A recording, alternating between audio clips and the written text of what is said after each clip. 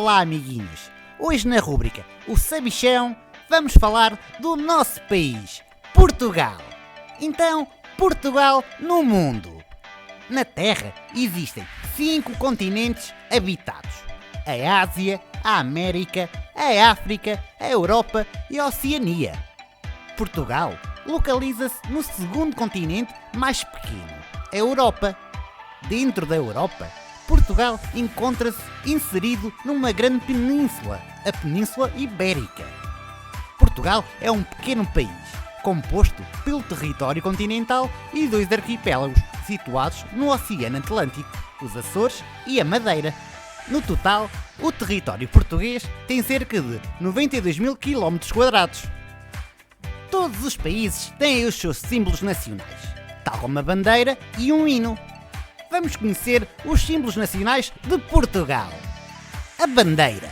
A bandeira da República Portuguesa assumiu as cores atuais após a implementação da República em 5 de outubro de 1910. Substituiu a bandeira azul e branca da monarquia e herdou as cores dos estandartes revolucionários do século XIX. Divide-se verticalmente em 2 cores, verde e vermelho, ficando o verde do lado do mastro. No centro está o escudo das armas nacionais, orlado de branco, assente sobre a esfera armilar manuelina em amarelo e avivada de negro.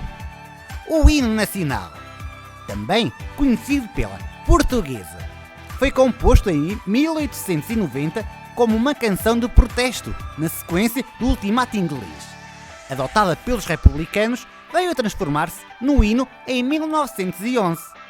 A letra de A Portuguesa foi escrita por Henriques Lopes de Mendonça e a música composta por Alfredo Keil, onde, no concelho de Nelas, em Canas de Senhorim, existe os seus descendentes, o arquiteto Keil de Amaral. Faz uma pesquisa e aprende o hino do teu país. Portugal na Europa. Portugal localiza-se no extremo sudoeste da Europa.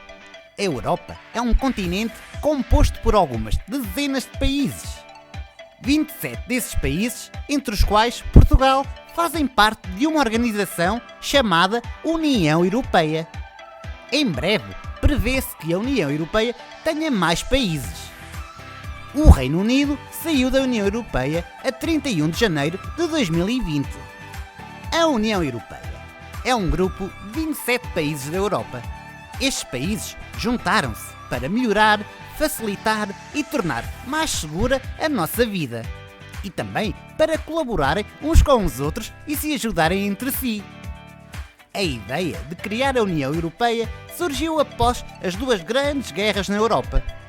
Os países europeus perceberam que é melhor trabalharem em conjunto do que lutarem entre si. No início eram apenas 6 países. Pouco tempo depois, outros países da Europa decidiram juntarem-se a eles e foi assim que nasceu a União Europeia. Paz na Europa. Depois da criação da União Europeia, não houve mais guerras entre os países que fazem parte da própria União Europeia. Graças à União Europeia, todos os países europeus vivem uns com os outros em paz. Em 2012, a União Europeia ganhou um prémio muito importante, chamado Prémio Nobel da Paz. Este prémio foi atribuído por assegurar a paz na Europa. A União Europeia tornou mais fácil para as pessoas irem livremente de um país para outro. As pessoas podem viver, estudar e trabalhar num país da União Europeia que quiserem. Até tem uma moeda única, o euro, que conheces. Antes da entrada de Portugal na União Europeia, tínhamos o escudo. Portugal continental. Vamos falar um pouco do nosso país.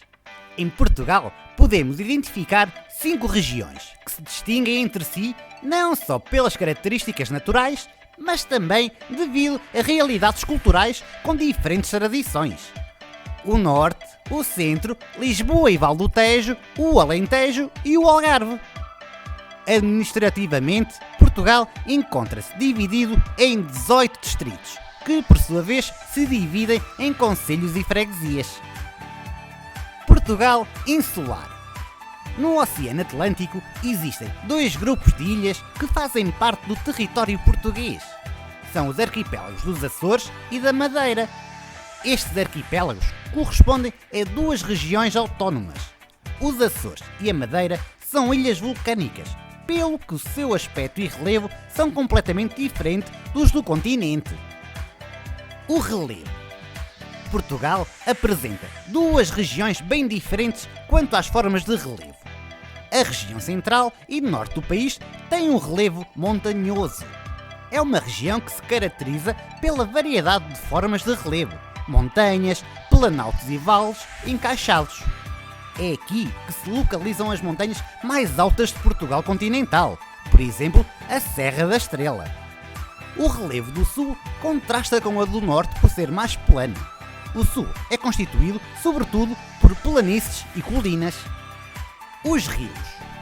Os rios portugueses correm todos em direção ao Oceano Atlântico, tal como vês na figura. Os rios nascem em regiões montanhosas. Alguns rios que desaguam em Portugal nascem em Espanha, no centro da Península Ibérica. Outros nascem nas montanhas portuguesas. Os maiores rios que atravessam Portugal, de este para oeste, são o Tejo e o Douro. Nascem em Espanha e desaguam em Lisboa e no Porto, respectivamente. O Mondego é o maior rio totalmente português.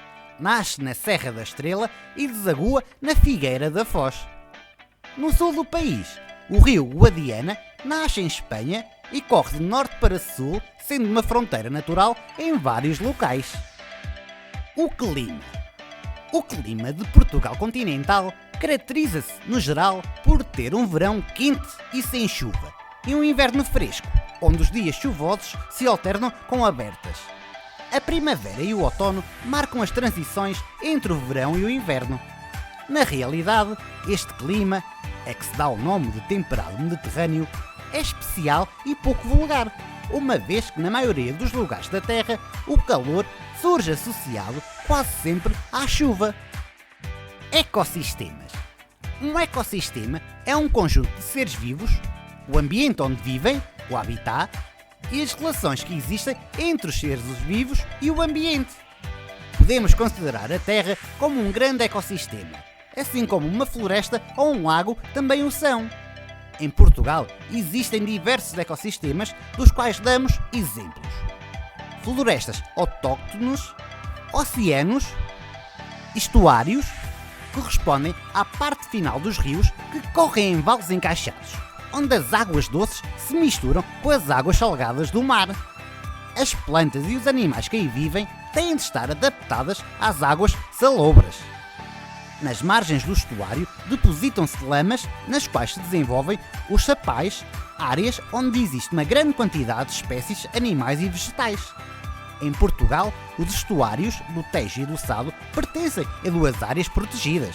Existem espécies como flamingos no Tejo e golfinhos no Sado.